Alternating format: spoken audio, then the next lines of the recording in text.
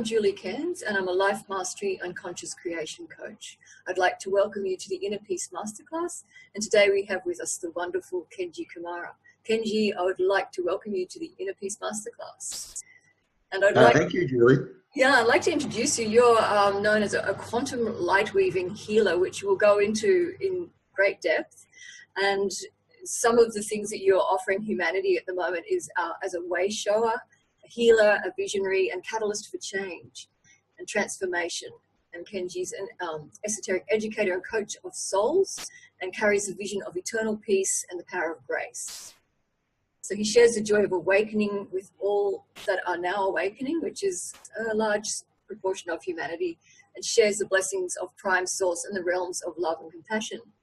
So we're very blessed to have you with us today, and I believe you work from Sedona, and I really want to talk with you at some point too during this about your portal work and what that means, because there may be viewers who don't understand what a gatekeeper and a gateway is, and the significance of someone to have that gateway.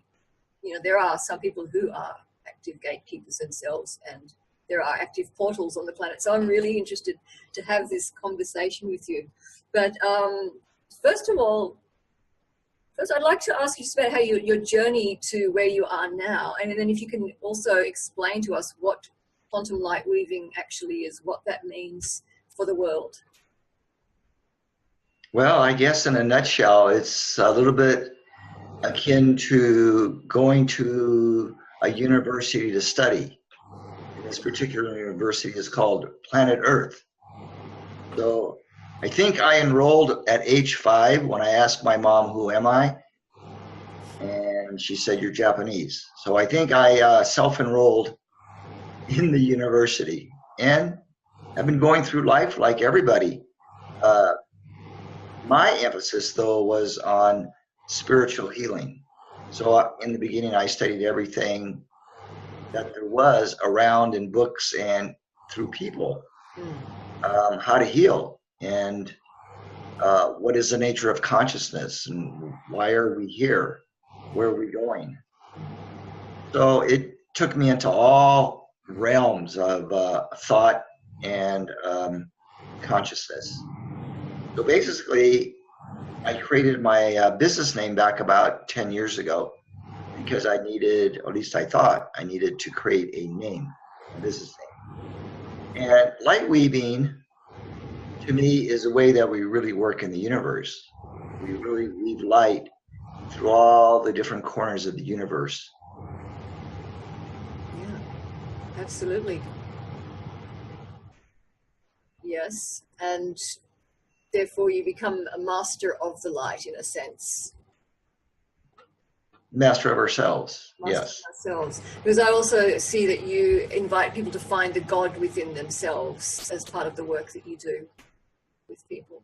Yes, the teachings that I've studied, you know, all point towards the truth that we have to find that divinity within. We have to know really who we are on all levels, why we're here, where we're going, and to do our best while we're here on the earth, as far as service to others and service to ourselves. So, to me, it's a daily practice. Yeah, and you're in a very powerful area of the planet, and we all are. It's interesting. I think there are various people placed at various strategic points around the planet. How that happened is a mystery that we know deep within ourselves, but you know, you'd be one of those people who placed at a very strategic planetary, you know, in the actual grid of energies. Sedona is quite well known as a very magical, powerful, energetic place. So can you tell us a little bit about why you're there and what the energies are you work with in Sedona? Well, I've always wanted to live here. Yeah. So it took me about 30 years to feel comfortable in moving here.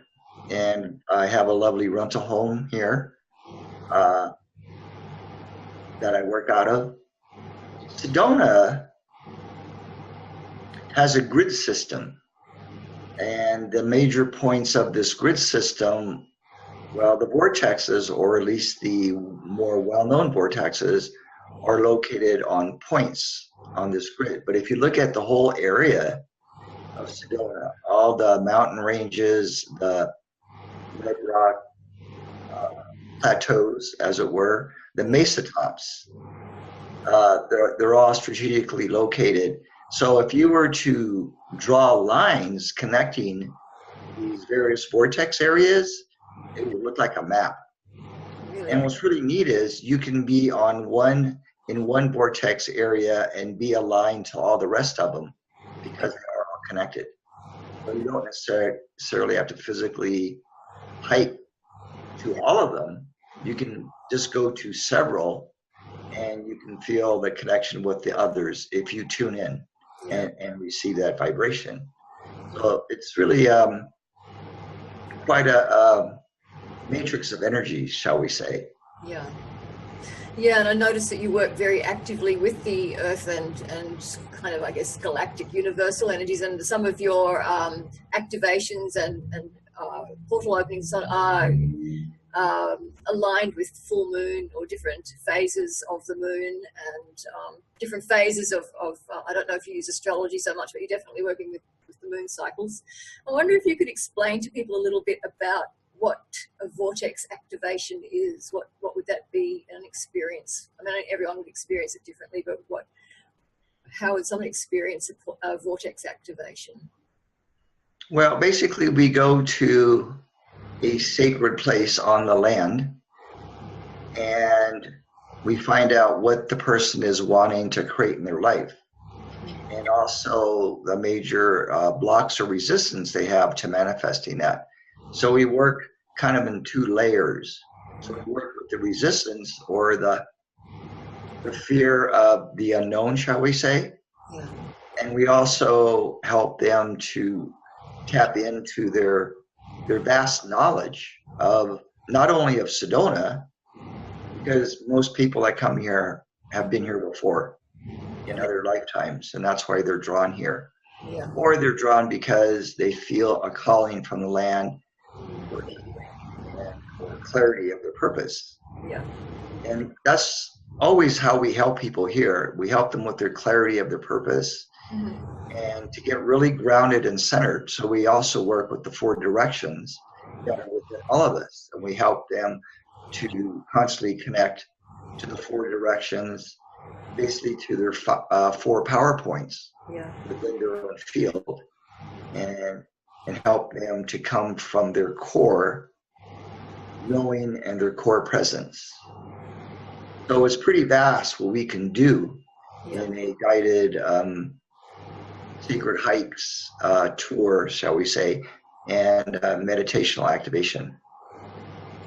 And do you find that people themselves are actual portals themselves, or they're downloading information from a higher energy, or both?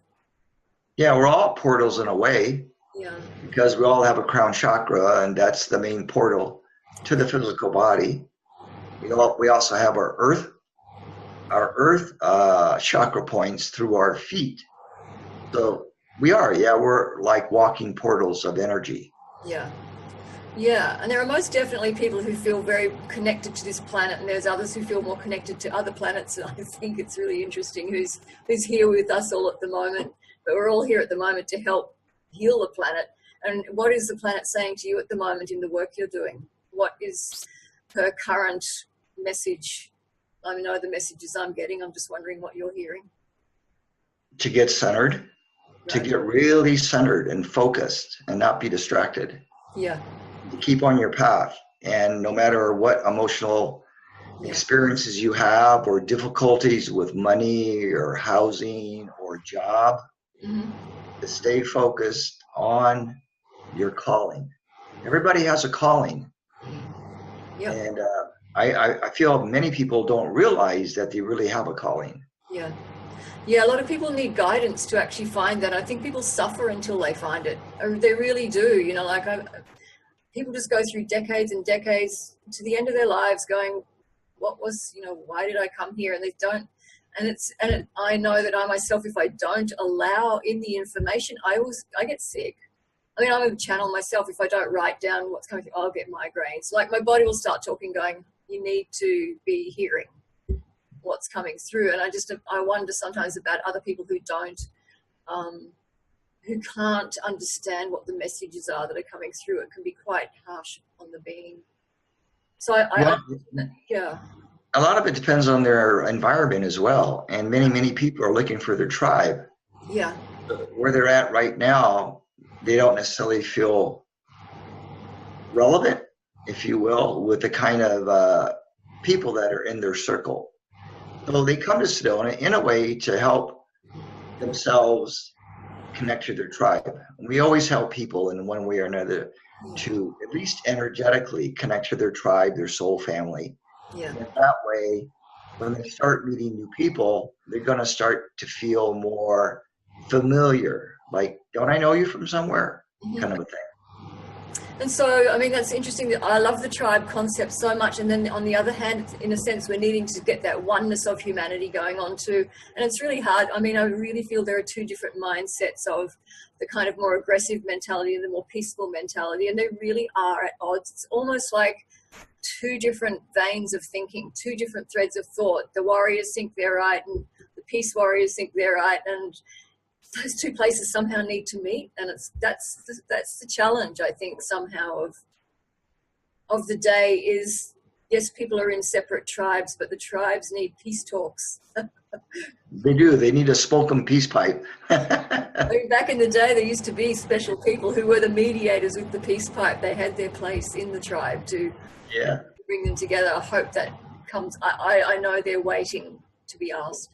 So what I wanted to also ask you about some of the kind of, I know you do individual one-on-one work with people. What was I was wanting to ask you about you do the clearing of the 4 major archetypes. That was interesting. Like there was the saboteur, the prostitute, the victim, and the wounded child were some archetypes you work with people. I'm fascinated to hear more about that. Well, you know, that's based on Carolyn Mace's wonderful work over the decades of archetypes. Yeah. And I feel her work's very accurate regarding the archetypes. And yeah, when it's called upon, we do work with the archetypes that people are struggling with. Yeah. But you really got to be ready for that. You know, it's advanced work. It's not something you just kind of like do because you want to do it. It's like you really got to be ready to really heal the core wounding. You know, many people want healing, but there's not as many people really emotionally and energetically ready to do the work. But once they step into it, you know, it's very profound. Yeah, and I think the things that I've discovered in the work I'm doing is to work on those 2 different levels. I don't know exactly how you work with people, so I'd like to find out, because I think in my working with people, I've discovered that working on that kind of mystical, magical, mysterious level, doing the body work, the energetic light work, but also there's that real need for that grounding before or after of talking it through what the experience was, what manifested, what they felt, and the shifting and the messages that came through. It's like they really need to come together, those 2 modalities. I'm just wondering how you work. Do you work with people energetically, or you get them to write, or what's the work? I'm sure it's quite complex. Well, we always suggest they do their homework in meditation primarily, but you know, we offer a certain kind of energy medicine work, shall we say. Yeah. We can also offer people body work. In my earlier days, I spent a lot of years studying and offering body work, which is very important. Body work is very important. Massage therapy, physical therapy, practice, exercising, nature walks, all of that physical stuff is really very important. Yeah. The energy work is also very important. And then the spiritual homework is necessary. So we need to do that every day so that we build up our spiritual muscles. Absolutely. So that we stay in tune and toned, energetically toned. Yes, and it's sad look when we don't. And I also wanted to ask you about your gateway transmission work, because I see that you work with people like you're working with the actual archangel energy and taking people from the 5th to the 9th dimensional frequencies. I mean, I wanted to ask you about those different dimensional energies, and they are probably hard for you to name what each one of them are, but they're obviously, you know, more and more ascension energies, and definitely they're coming in strongly at the moment. A lot of people are quite shaky, or like, you know, it's like they're being blown apart by some of the really beautiful light energies. Plus there's, you know, the dark energies out there that are confronting people, you know, in different ways, that are their own teacher. But I would like to know, I know that you're working with Christ consciousness energy as part of the archangel energy as well. Can you talk to myself and to the viewers a little about that work you do? Well, I feel personally that in a way I'm kind of like a representative for the masters in a way, and for certain archangel energies. Yeah. And part of my job is to educate people that there are realms within realms. And so just because we don't see them doesn't mean they don't exist.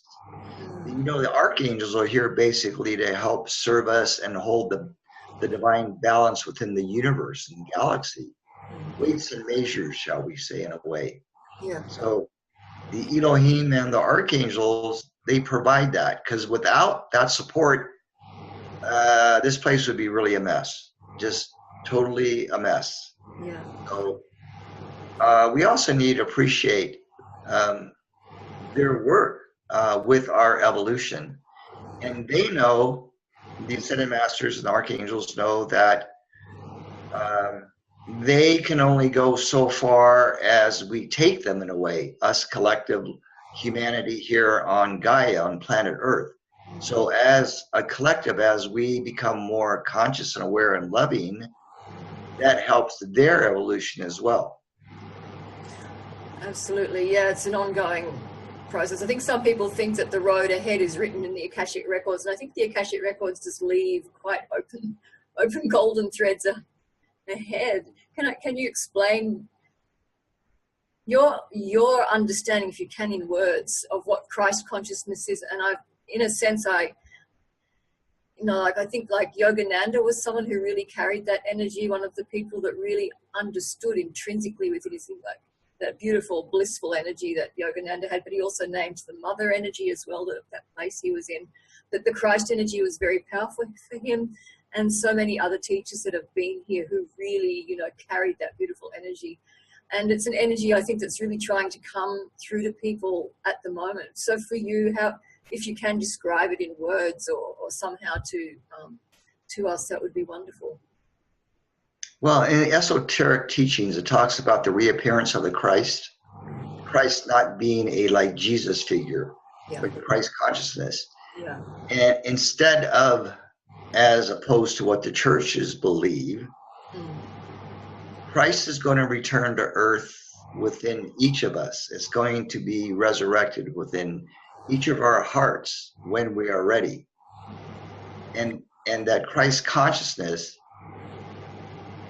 well, a beautiful example of that energy was Yeshua, or Jesus, when he came here. And he tried to show us about our divine connection. I and my Father are one, more or less. It was slightly miswritten, but you get the gist. When he said, I and my Father are one, he really meant that I and Christ consciousness are one and the same. Here it is, coming through my body. Feel it. Because here it is. It's not something that he could write about, because it's obviously so much beyond words.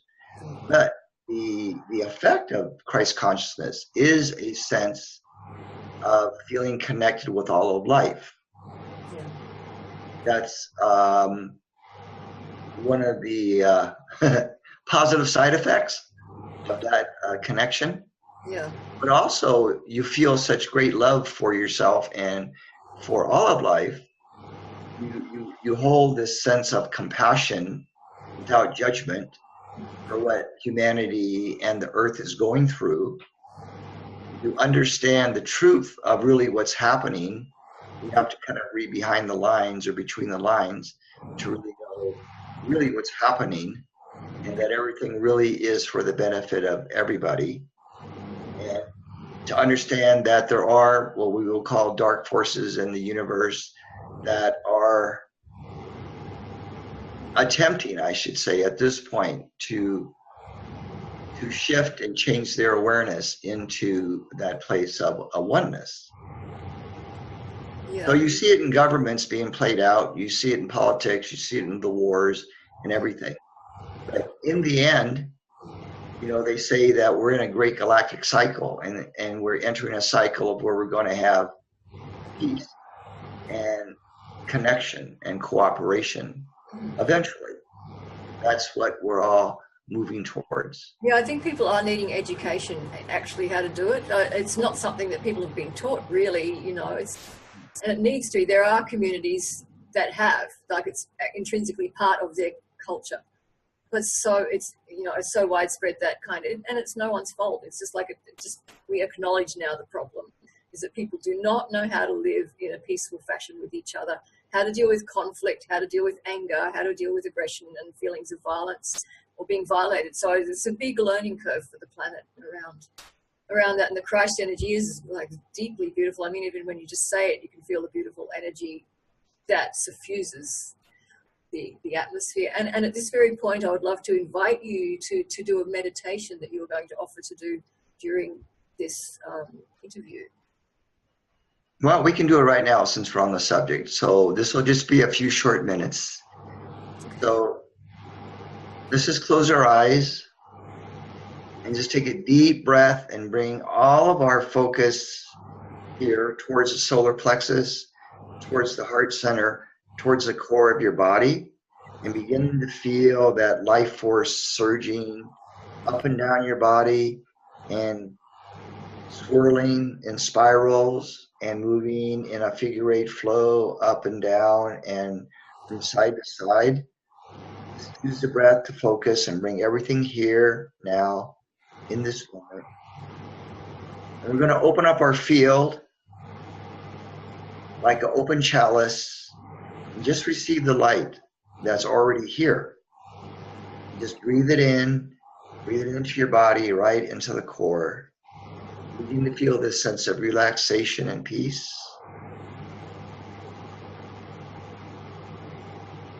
And begin to feel as if your consciousness is one with the greater consciousness.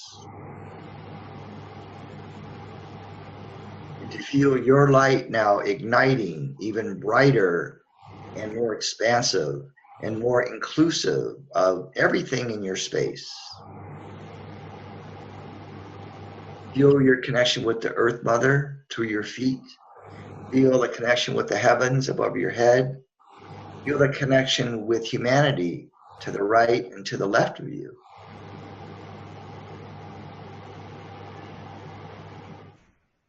And just bring our focus up into our third eye here. Breathe that light into the brain. And then breathe it down into your belly.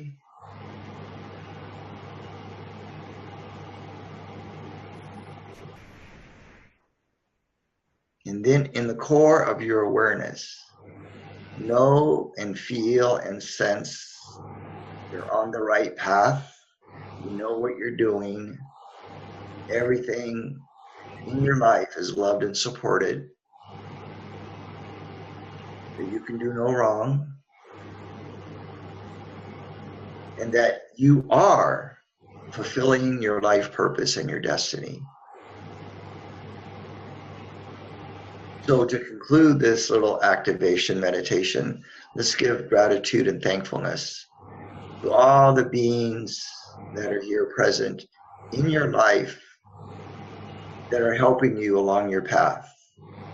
And know that at any moment in meditation or in your walks in nature that you can communicate with these beings of light. They are here to teach, to serve, to support, and to love all of us.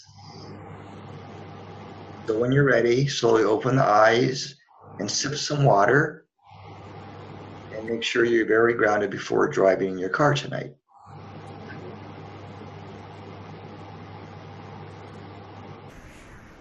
So that's just a very simple way to connect. We all have creative ways in which we do this. That's beautiful. Do you know how much people want to hear that they're on the right path? It's unbelievable. I believe that people use the thing that when I've heard people describe ayahuasca or other drug use, the thing that they get the most out of it is feeling the rightness of what they're doing, which seems to somehow be blocked during normal daily life, that constant sense of they're possibly stuffing up or doing the wrong thing. It's an incredible gift for someone to receive that, and it does not need to be, and I'm not saying anything against, shamanic journeying, but it's a beautiful way to receive it during your meditation, and it's very moving. It's very moving. Thank you. Thank you. You're welcome. And I just wanted to also mention some of your upcoming events so that people know, what's going on for you. Your information will be listed on the opt-in page on the website to do with this actual masterclass. But some of the things that Kenji's got coming up is the November the 5th, the Joyful Soul Immersion, a 6-day retreat in Sedona. Sounds like it's the last one you're doing of that kind. And a portal transmission on November the 11th. That is online, and a Healing Family Dynamics online. That sounds beautiful. 6-part series, and again more portal transmissions in December, winter solstice transmission, and New Year meditation. Can you tell us, just before I ask about the emotional mastery activation, just a little bit about the Healing Family Dynamics work you're doing with people? Well, I was guided to finally do something on this level to help many people to heal the issues they have with their parents, right, or the bad memories that they've had growing up, or the trauma that came from their first marriage and divorce, or their first love affair that didn't go quite right, or the loss of their child. My feeling is that when we come to terms with our relationship with our parents, pretty much our karma is complete, because they represent what we need to work on in this lifetime that we chose to come forward to master in a way. So many people have been abused growing up, and this series is going to directly address the healing of that, so that people can feel free. Because if you're dragging the past with you, you're not going to feel free. There's going to be a level that's dragging and putting weight on you, and we want people to be free of that weight, that burden. It's funny, when I looked at it, I had a kind of, I don't know if it's an ironic moment or maybe a real truth moment of just the healing of the family that I felt so deeply in my soul was the needing of the human family to heal. That kind of, again, it comes back to the tribes, the healing of the tribal, connection.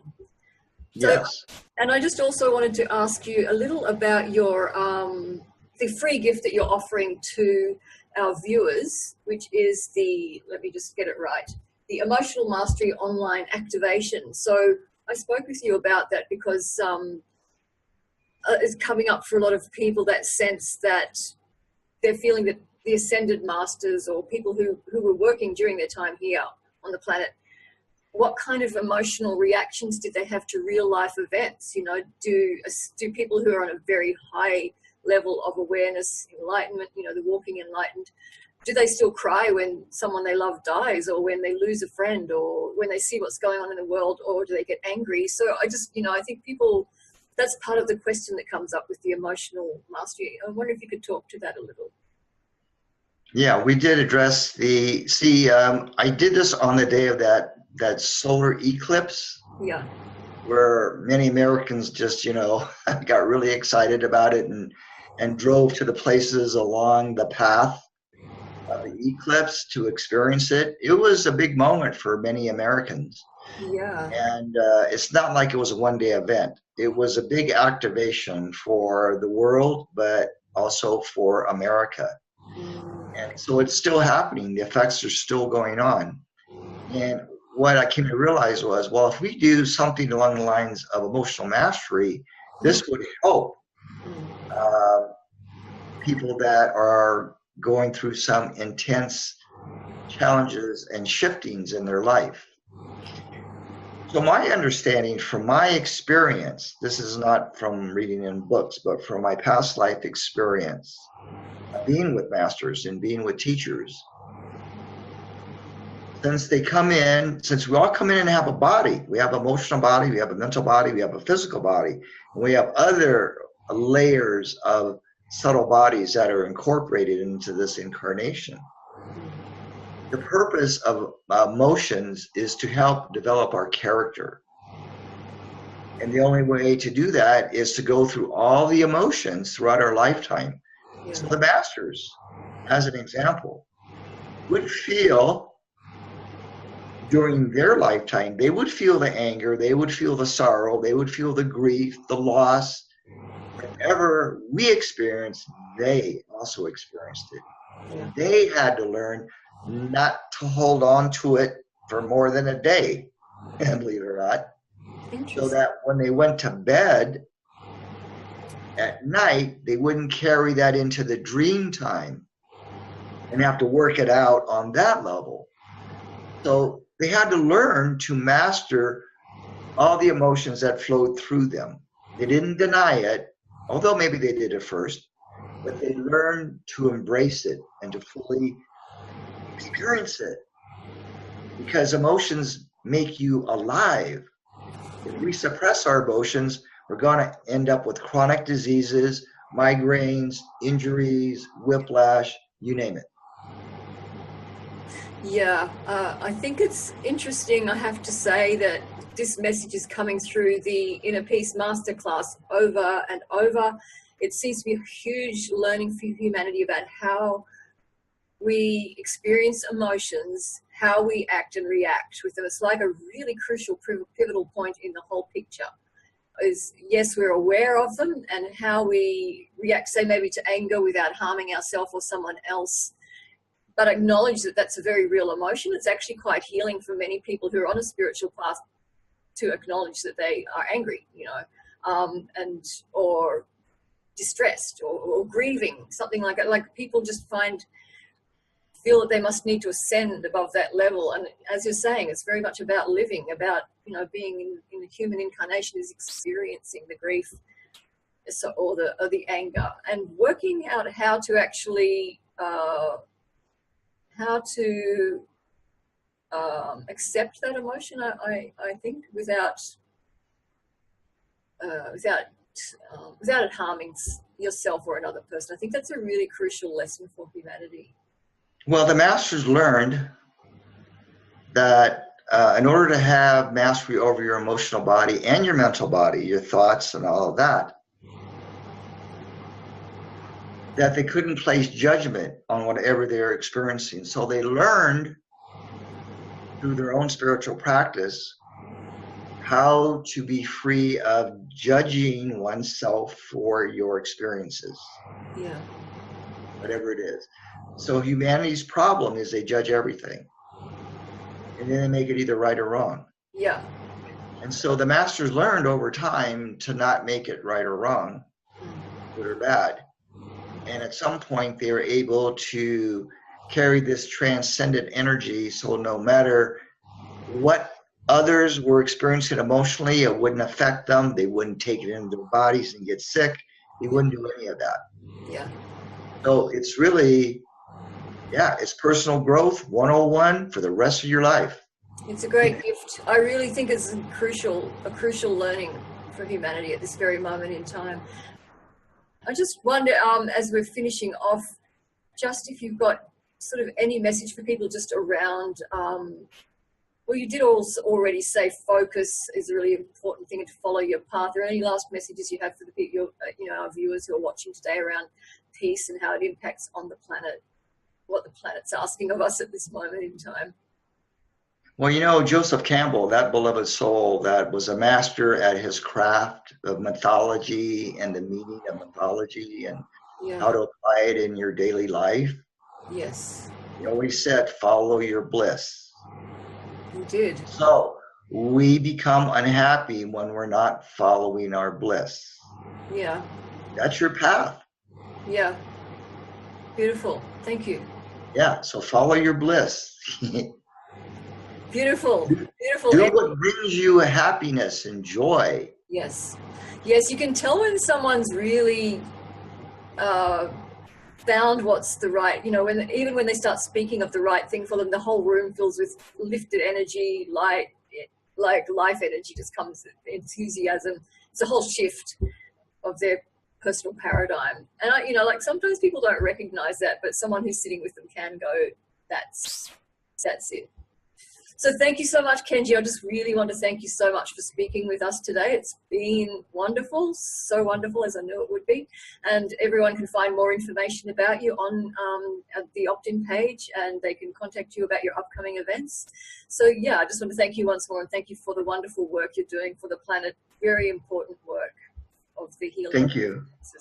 Thank you.